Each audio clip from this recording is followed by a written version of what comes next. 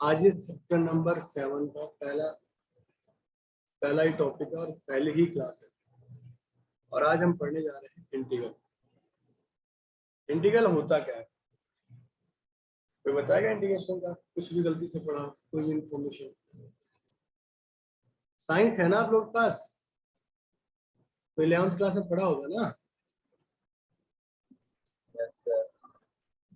अरे आप में से जिसके पास साइंस है उसने 11th क्लास में तो पढ़ा ही होगा टॉपिक इंटीग्रेशन फिजिक्स में। जिसने भी जो पढ़ा है बताओ इंटीग्रेशन क्या होता है, बोलिए।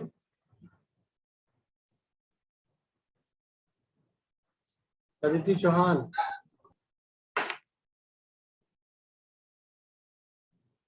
बोलिए बेटा।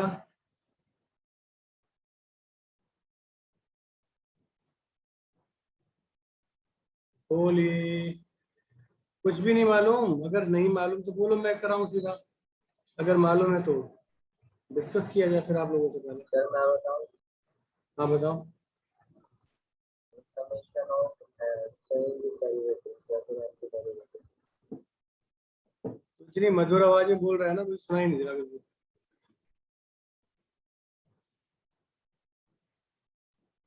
Aditya Chauhan reply, camera on करिए।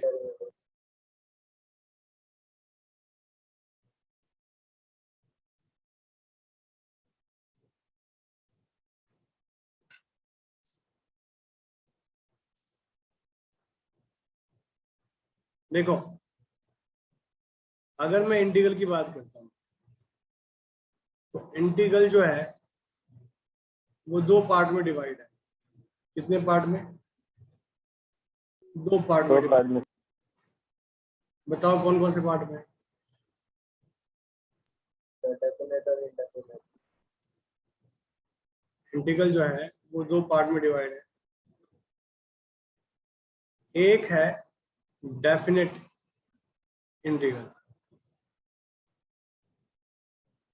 और एक है इनडेफिनेट। ठीक। इंटीग्रल का जो साइन होता है, सिंबल जो होता है इंटीग्रल के लिए, जो सिंबल है सर वो कुछ एफ या फिर एस जैसा होता है। हाँ कुछ ऐसा होता है। ठीक है, देखो तो यहाँ पर क्या आएगा? F x D x, F x D x. ठीक। अब बात आती है कि सर ये है क्या, पहले तो ये बताओ। तो एक तरह से इंटीग्रल को हम बोलते हैं एंटी डेरिवेटिव। क्या बोलते हैं? Anti derivative. ठीक है, एंटी डेरिवेटिव। अब एंटी डेरिवेटिव की बात आ गई। इसका एंटी डेरिवेटिव आप बता रहे हो, तो एंटी डेरिवेटिव कैसे काम करता है, इसमें क्या लॉजिक है, क्या कंडीशन, वो सारी चीजें हम एक एक करके डिस्कस करेंगे। इसको ना एंटी डेरिवेटिव तो बोलते ही हैं, ठीक है। और बोल सकते हैं इनवर्स ऑफ डेरिवेटिव, इनवर्स या रिवर्स बोलो। क्या बोलो? रिवर्स बोलो। ठीक, रिवर्स ऑफ डेरिवेटिव। तो अगर हम बात करें सिंपल से इंटीग्रेशन को एंटी डेरिवेटिव या रिवर्स ऑफ डेरिवेटिव बोल सकते हैं। ठीक है, यानी कहने का मतलब उल्टा, यानी इंटीग्रेशन वो प्रोसीजर है या वो कंडीशन है जो ऑलरेडी डेरिवेटिव हो रखा है। We need to again find that equation that is previous form, यानी जो प्रीवियस फॉर्म में थी, एक्चुअल कंडीशन में थी, उस फॉर्म को रिकलेक्ट करने के लिए, यानी कलेक्ट करने के लिए वी विल अप्लाई इंटीग्रेशन। यानी फंक्शन पहले से ही डेरिवेटिव हो रखा है, मुझे वापस उसी फंक्शन को फाइंड करना है, तो उसके लिए हम क्या करेंगे? इंटीग्रेट करेंगे। क्या करेंगे? इंटीग्रेट करेंगे, यानी कोई फंक्शन डिफरेंशिएट हो रखा हो और मुझे वापस वही चीज फाइंड करनी हो, तो मैं जिस प्रोसेस का यूज करूंगा वो प्रोसेस क्या कहलाएगा, क्या कहलाएगा? अरे बोलोगे क्या कहलाएगा?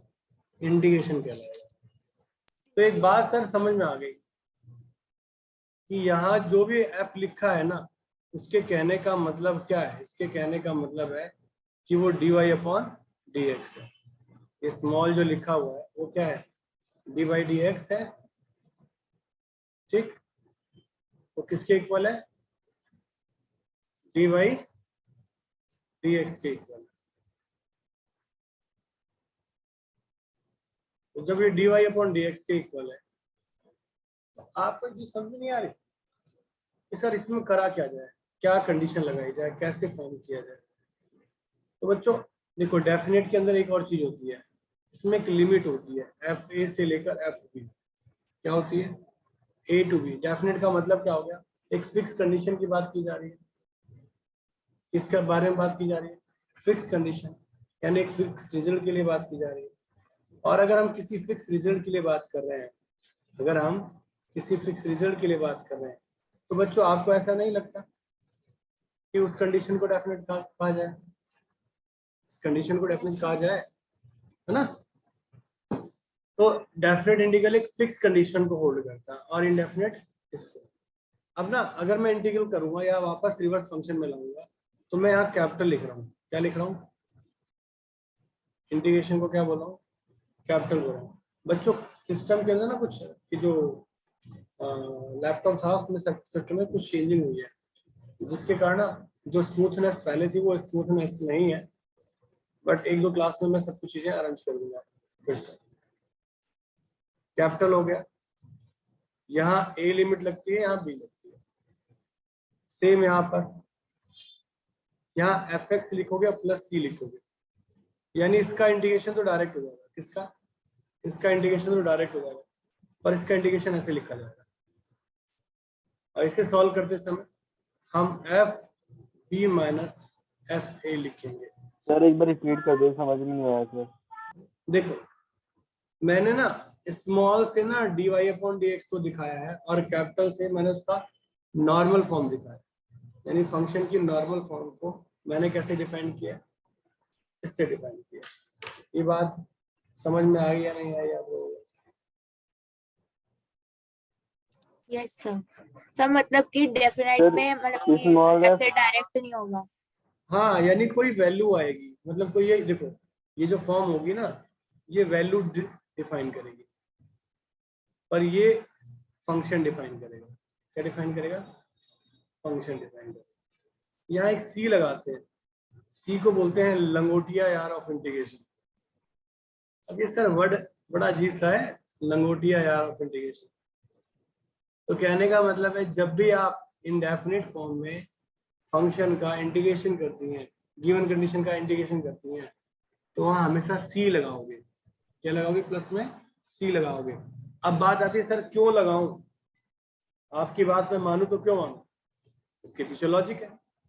क्या लॉजिक है? वी विल डिस्कस लेटर, हम इसको डिस्कस करेंगे। यहां तक बात समझ में आई या नहीं आई? यहां तक बात समझ में आ गई? Yes sir. ओके,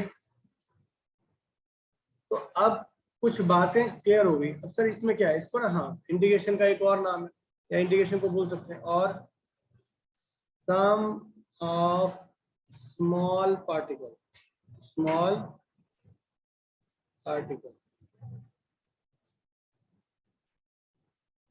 इस सिस्टम में कुछ चेंज होने के कारण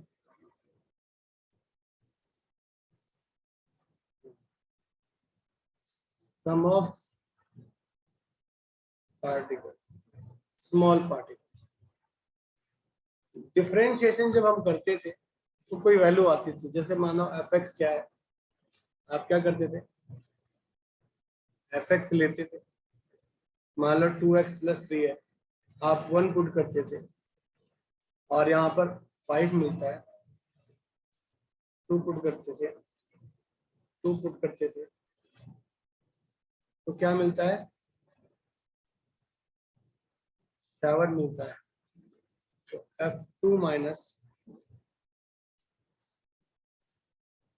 F1, यहाँ 2 मिल गया, क्या मिल गया, 2 मिल गया। तो कहने का मेरा सेंस ये है, कहने का मेरा सेंस यहाँ पे ये है डेफिनेट वैल्यू है। कि ये डेफिनेट वैल्यू क्या है, डेफिनेट वैल्यू है। अच्छा नहीं, ये चेंज है, इसे आप डिफरेंशिएशन बोलते थे, याद है, वेरिएबल में चेंज होने के कारण अगर उसके रिजल्ट में चेंज आता है तो उसको हम क्या बोलते हैं, डिफरेंशिएशन बोलते हैं ना बच्चा, हाँ या ना।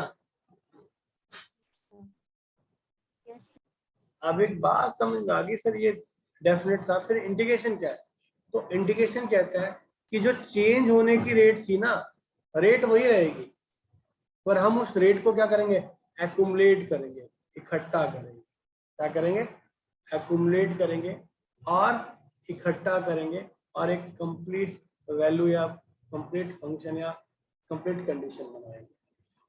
इतनी बात समझ में आ गई या नहीं? Yes sir. आ गई। तो कहने का मतलब है कि अगर मैं इंटीग्रेशन की बात करूं तो इंटीग्रेशन की हेल्प से, यानी डेफिनेट इंटीग्रल की हेल्प से हम ना एरिया ऑफ ट्रायंगल निकाल सकते हैं, एरिया ऑफ सर्कल निकाल सकते हैं, यानी किसी भी क्लोज कर्व या क्लोज बॉक्स या क्लोज फिगर की कोई भी कंडीशन हो, उसके एरिया डायरेक्ट इसकी हेल्प से निकाले जा सकते हैं।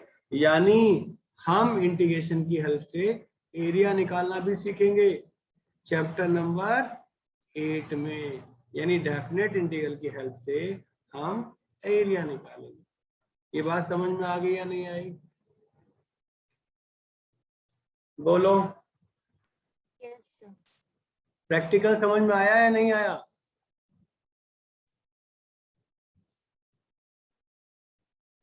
अरे रिप्लाई नहीं करोगे, मुझे पता कैसे चलेगा बच्चों। अमन, अदिति, सुजल कहाँ, सब बाकी कहाँ है तू? सर अभी बस तक आपने डेफिनेट समझा दी सर।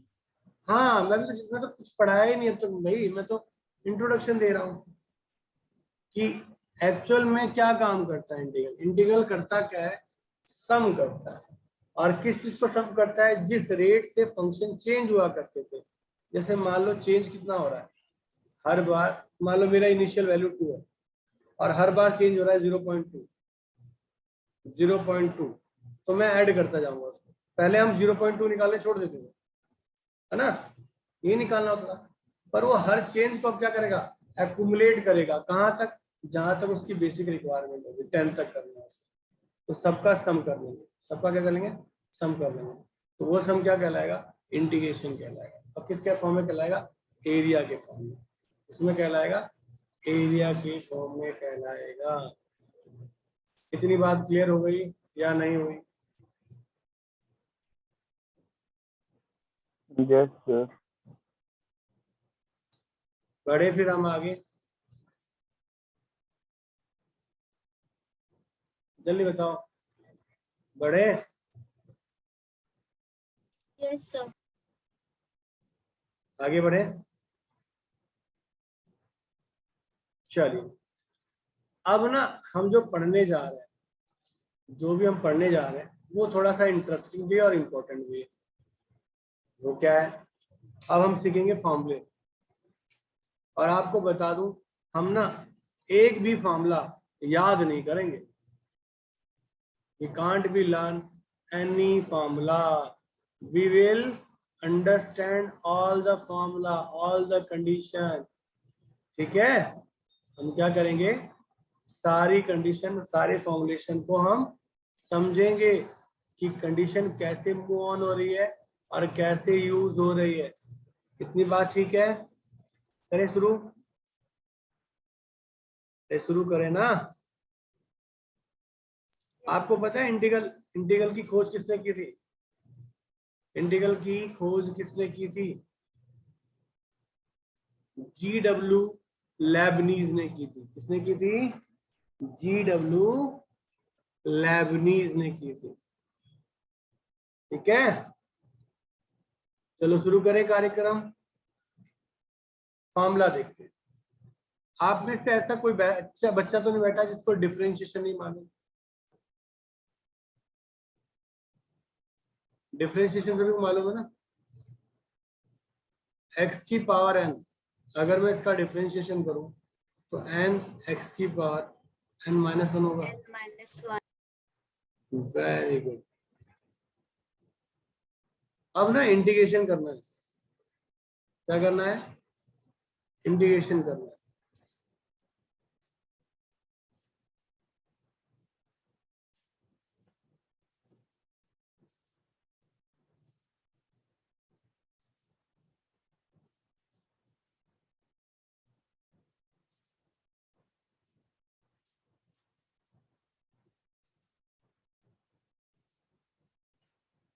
देखो भाई,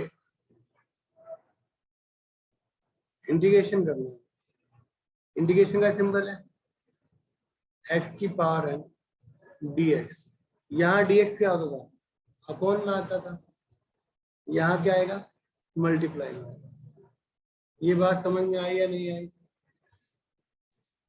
चलिए बोलो।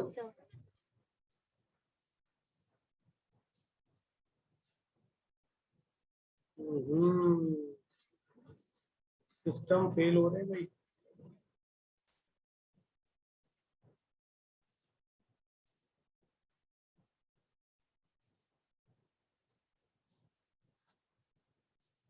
लाइट हो ही नहीं रहा।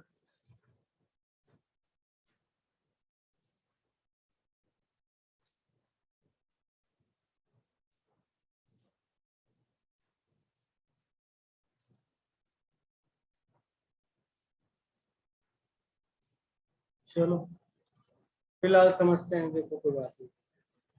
पहला स्टेप तो क्लियर रखो।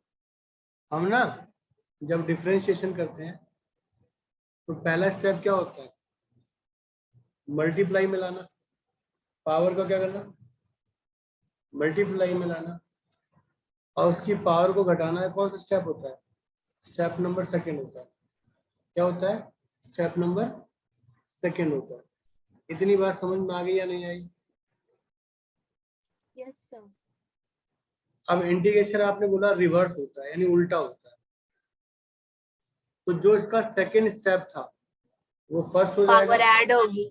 हाँ, और जो सेकंड स्टेप था, सॉरी, वो उसका क्या हो जाएगा? जो सेकंड था वो फर्स्ट हो जाएगा, जो फर्स्ट था वो सेकंड स्टेप हो जाएगा। अब रिवर्स कर रहे हो तो उल्टा करेंगे ना। अगर माइनस कह रहा है तो हमें क्या करना होगा? ऐड। और मल्टीप्लाई कर रहा होगा तो क्या करना होगा? डिवाइड। यानी सब कुछ उल्टा चलेगा। सब कुछ उल्टा। यहाँ हमने पहले स्टेप में मल्टीप्लाई किया था, दूसरे स्टेप में उसकी पावर कम करी। यहाँ हम क्या करेंगे? पहले दूसरा स्टेप कर रहे हैं तो इसका मतलब पहले हम क्या करेंगे? पावर में ऐड करेंगे। यानी उल्टा भी चलना है, स्टेप भी उल्टा होंगे। उसने मल्टीप्लाई में किया है तो हम किस में करेंगे बेटा? डिवाइड में करेंगे। डिवाइड। ठीक है, और प्लस सी लिख देंगे। इतनी बात समझ में आ गई नहीं आ गई? बच्चों कुछ टेक्निकल इश्यूज हैं, मैं रिमूव करूंगा। एक दो दिन मुझे लगेगा ठीक करने में सारी चीजें। चलिए, तो ये बात तो हमें समझ में आ गया। अब हम बात करेंगे किसके बारे में? डिफरेंशिएशन के बारे में बात कर रहे हैं। किसके डिफरेंशिएशन के बारे में बात करें? D by D X of x. अगर मैं एक्स का डिफरेंशिएशन करूं तो 1 होगा। एक्स का डिफरेंशिएशन कितना होगा? 1 होगा ना? Yes sir. तो 1 का इंटीग्रेशन क्या होना चाहिए भाई? 1 को आप एक्स की पावर 0 लिख सकते हो, हाँ या ना? लिख सकते हो ना? अब पावर क्या करोगे आप? एक ऐड करोगे। ये क्या हो गया? एक्स प्लस सी हो गया। हुआ या नहीं हुआ? Yes sir.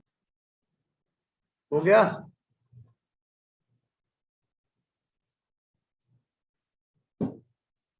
तो बड़े हम आगे। Yes sir.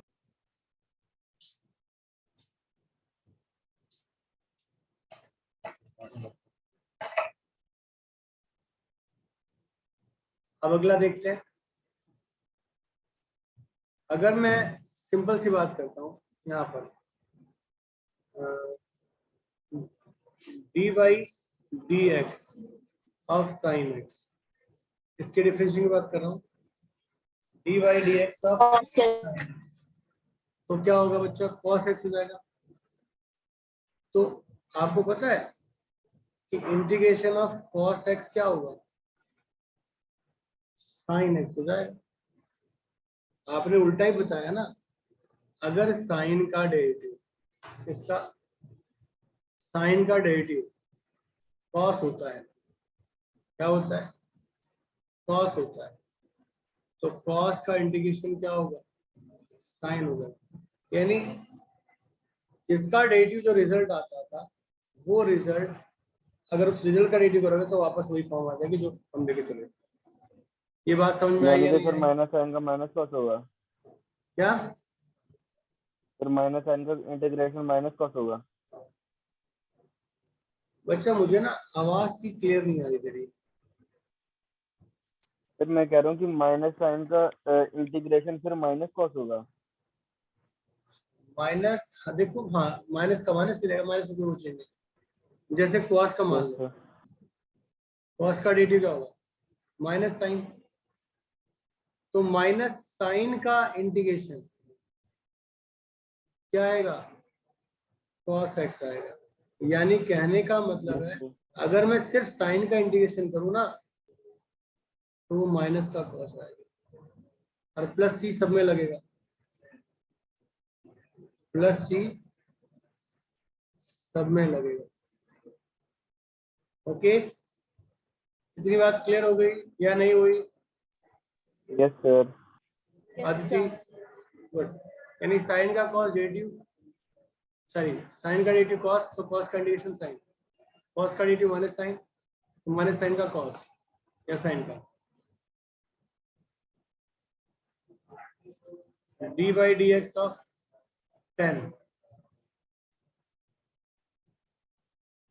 सिक स्क्वायर, तो सिक का क्या होगा बेटा, 10 सर, 10x 10 हो जाएगा। कॉट का क्या होगा, माइनस कॉसेक, तो कॉसेक का क्या होगा बेटा, minus Minus cos minus cos, cot. Minus cos जाएगा ना। हाँ, सेक का डेरिवेटिव क्या होता है, सर टेन एक्स सेक का क्या होता है, sec x tan x, yes sir. तो सेक एक्स टेन एक्स का क्या होगा, sec x sir. Good. sec x ऐसे plus ही कॉसेक का क्या होगा, minus cosec minus cosec cot x cosec x और cot x, minus cos x plus c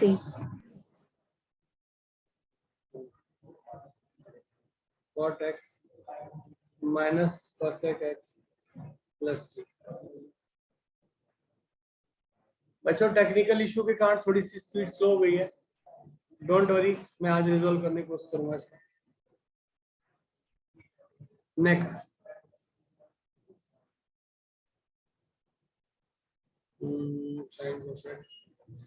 ये हो गया हमारे ट्रिग्नोमेट्रिक इक्वेशन। अब इनवर्स के बारे में बात करते हैं। साइन इनवर्स का डेरिवेटिव क्या होता है, 1 by root 1 minus x square very good. तो 1 by root Yes, 1 minus X square का इंटीग्रेशन क्या होगा, sine sin inverse sir. inverse plus sin inverse x plus c very good. ऐसी अगर मैं बात करूं किसकी, कॉट इनवर्स एक्स की, तो क्या होगा, minus 1 upon root 1 minus X square, और इसका इंटीग्रेशन क्या होगा, minus cosec cos inverse X. सही से नहीं लिख पा रहा हूँ, मैनेज कर लेना, समझ फिर में आई वहाँ बात? पे अंडर रूट भी है ना। हाँ, अब एक बात यहाँ क्लियर हो गई कि यहाँ दोनों सेम है, पर रिजल्ट दोनों के अलग लिखे हैं, साइन लिखा है माइनस का कॉस। तो जब रिजल्ट आप निकालते हो ना, क्या करते हो, जब रिजल्ट आप निकालते हो तो रिजल्ट निकालते समय जो कंडीशन आती है वो मॉडिफाइबल होती है, ठीक है, हाँ या ना? Yes sir. अरे मेरे बच्चों, बात समझ में आई या नहीं आई? Yes sir. यहाँ ना थोड़ा सिस्टम थोड़ा सा बहुत अच्छा नहीं है तो मेरे हिसाब से, कमिंग क्लासेस के अंदर इम्प्रूव हो जाएगा। तो ये क्या बन गया, माइनस का कॉस इनवर्स एक्स प्लस सी, यानी साइन कॉस नीड के हिसाब से हमें जस्टिफाई करना है, ठीक है। साइन कॉस हो गया। अब किसके बारे में बात करेंगे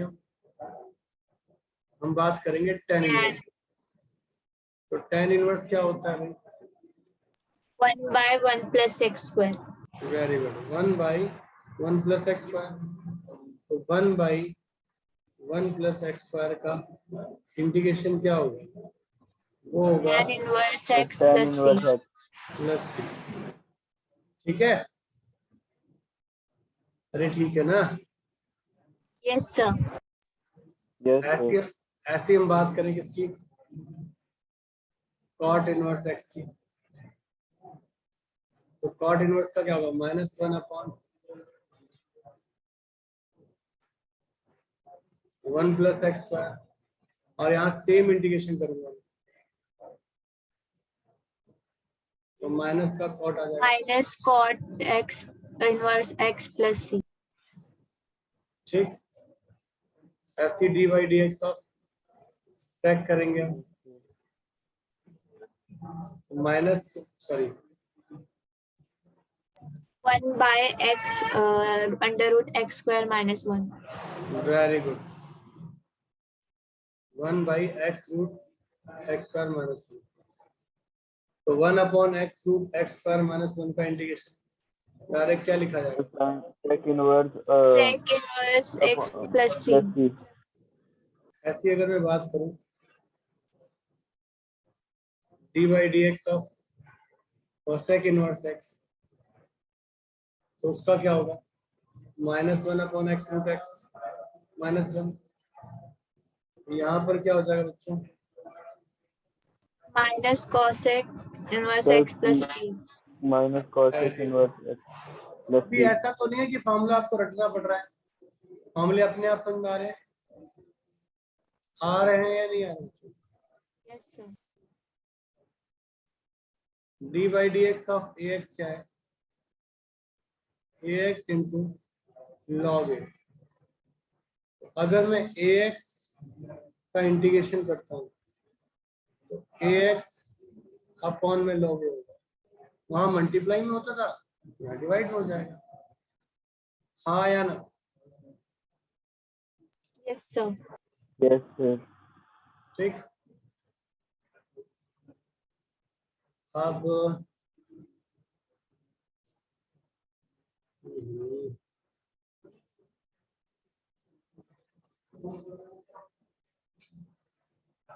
dy/dx ऑफ log x क्या होता है, 1/x। तो 1/x का इंटीग्रेशन क्या होगा, log x + c। log mod x plus c। और dy/dx ऑफ सर मोड क्या x होगा? टू बताता हूँ, ex, और ex का इंटीग्रेशन भी क्या होता है, ex, यानी ex x का, हो।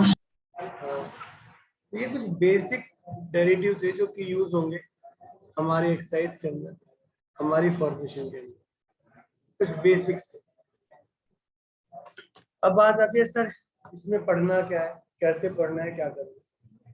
बेटा सारे क्वेश्चन यानी एग्जाम्पल से लेकर सारे क्वेश्चन लिए तो 408 क्वेश्चन है चैप्टर नंबर 7 में।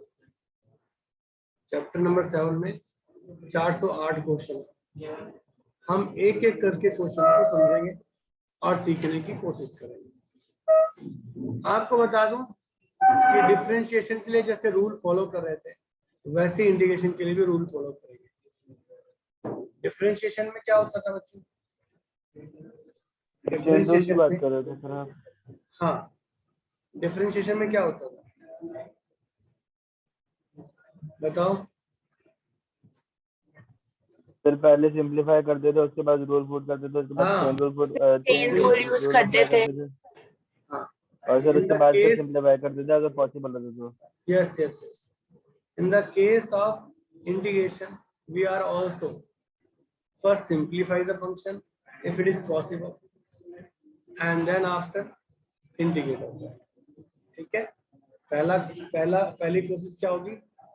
सिंप्लीफाई करना, और दूसरी कोशिश क्या होगी? उसको इंटीग्रेट करना। इतनी बात समझ में आ गई या नहीं आई? सर इंटीग्रेशन में चेन रूल होगा, मतलब कि चेन रूल यूज करते थे ना डिफरेंशिएट करते टाइम। यहाँ पर इंटीग्रेशन में चेन नहीं है, बाई पार्ट रूल है। बताऊंगा, चेन रूल ऐसा नहीं है, सिंप्लीफाई होता है। और एक्चुअली है तो मतलब बेसिक फंडामेंटल जो फॉर्मूले हैं वही एक्चुअल में फॉर्मूले हैं। बाकी सब ना एक स्ट्रक्चर है, एक कंडीशंस है, एक फॉर्मेशन है, जिस फॉर्मेशन की हेल्प लेकर हम क्वेश्चन को डिफाइन कर पाएंगे, प्रॉपर सॉल्व कर पाएंगे। आई बात समझ में? और बाकी जो चीजें हैं वो हम पढ़ेंगे नेक्स्ट क्लास। कब पढ़ेंगे? Next class. और नेक्स्ट क्लास कल ही है, कल 3 बजे हम कंटिन्यू करेंगे क्लास। ओके,